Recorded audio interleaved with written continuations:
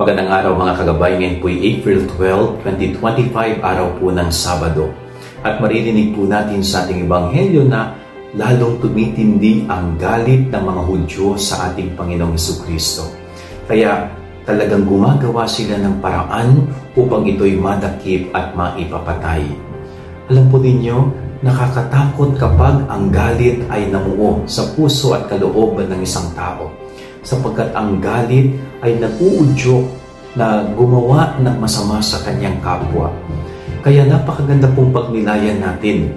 Ano ba ang laman ng puso natin? Baka mamaya may galit na namumuo dyan, may sama ng loob na lumalaki dyan.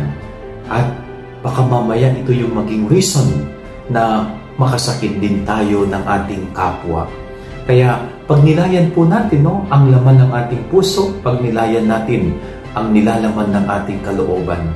Sana kung mayroon man pong galit na nandyan sa ating puso, sana tingin din natin ang grasya ng Diyos na maalis ito.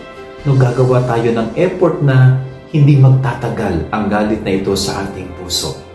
Upang sa ganon patuloy na maging dalisay ang ating buhay, patuloy na maging dalisay ang ating pakikipagkapwa-tao, at maging dalisay ang ating ugnayan at relasyon sa Diyos. Yan ang ating gabay aral ngayong maghapon. God bless po sa inyo lahat. Pagpalain kayo ng Panginoon.